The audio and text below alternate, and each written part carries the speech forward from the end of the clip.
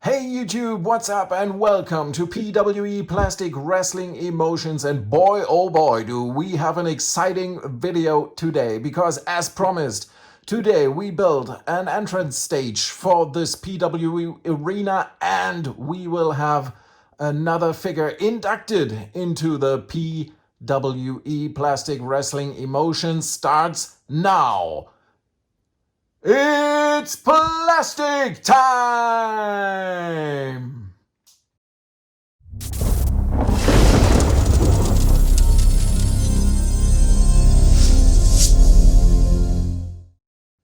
Hello PWE fans, beautiful people on YouTube. As promised before, we have today a very special video.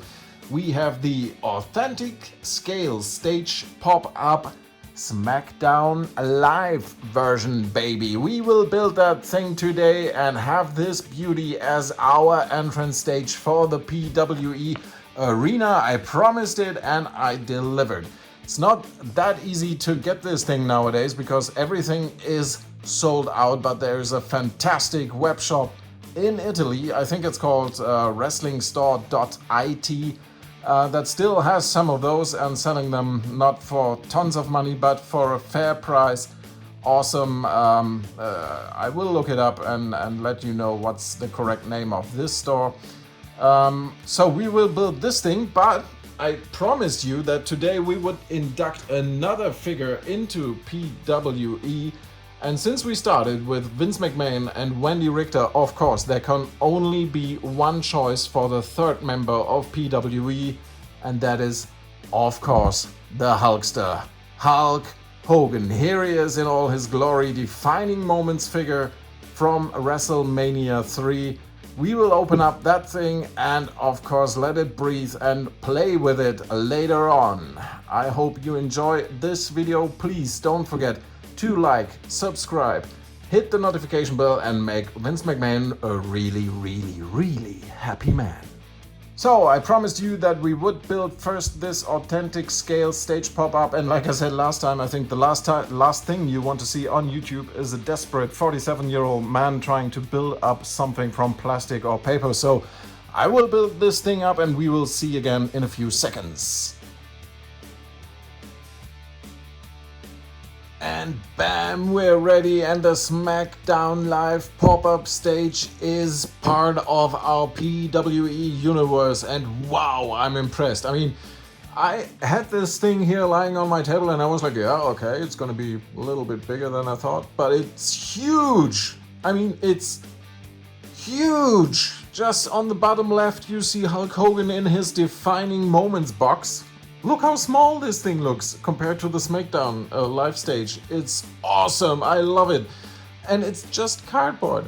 I mean, maybe you were also a Star Wars collector just like me in the past, then you know that even back then in the 70s and 80s there was a lot of cardboard playsets, Death Star and all that stuff that Kenner did. This brings back so much memories and it's such a joy. I mean, this thing is huge and it will be a lot of fun to just have it standing here around and maybe even play with it a little bit when my wife's not watching. So the Smackdown live stage is part of our arena now, and as promised we are going to open the Hulkster now.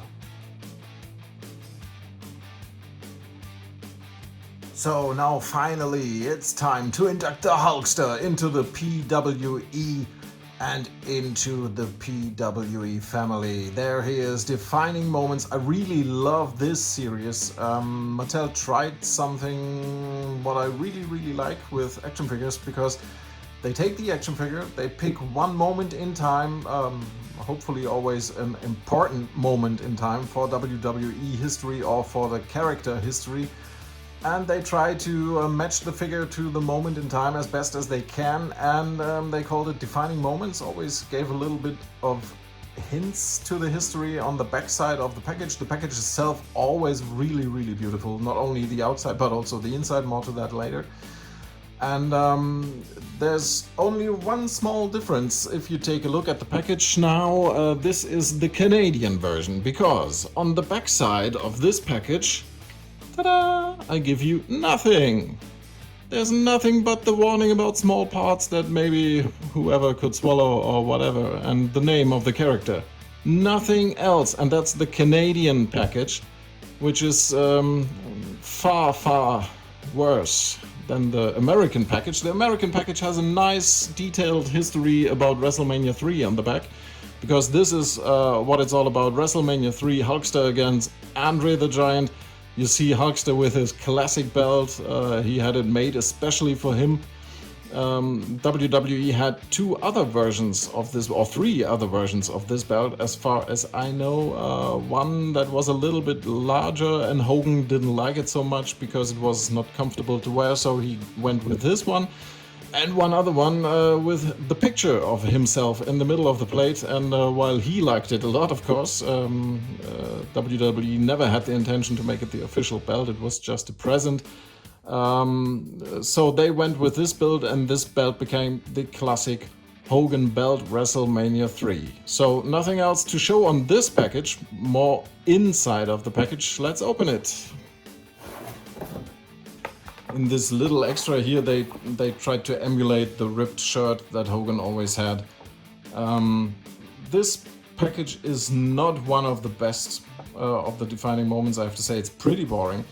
There are far more better packages, as we will see as we continue with our collection.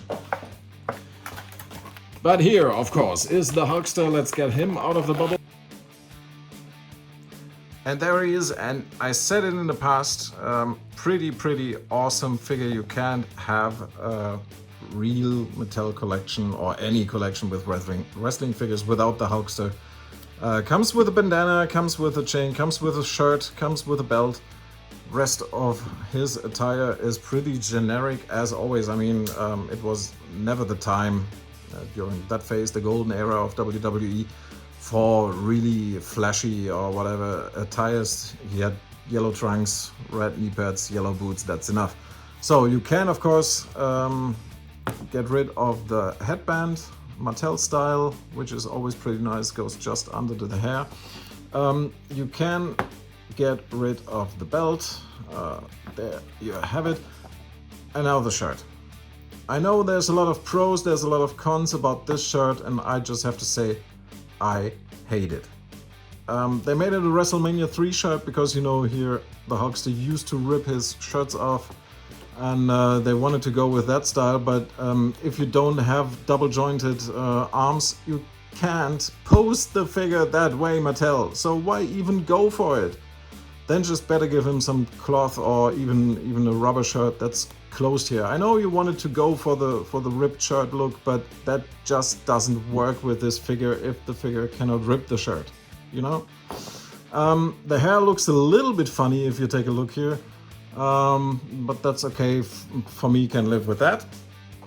So let's take off the shirt because we just don't like it. So what do we see? We see that he has the chain with a cross, famous prop in WWE history. If you remember who ripped it off his chest in Piper's Pit, of course it was Andre, and Hogan in the end was on his knees trying to collect the cross from the floor. The figure is a little bit stiff, what I always prefer and I always like, you know, not too loose when you shake it, when you try to pose it. It's really nice. I like it a lot. I don't see any stupid color chippings or something of that sort, just like I said before, and that is a known problem. His hair looks a little bit strange and funny, but I can live with that. I will have him somewhere on the shelf and not look at his hair all the time from that angle. So it's okay with me. So, what do you think about this figure? What do you think about the defining moments line? Let me know in the comments. And please don't forget to like, subscribe, and hit the notification bell. It is really, really, really appreciated. Thank you very much. I hope you enjoyed this, and we will see you next time. Bye for now.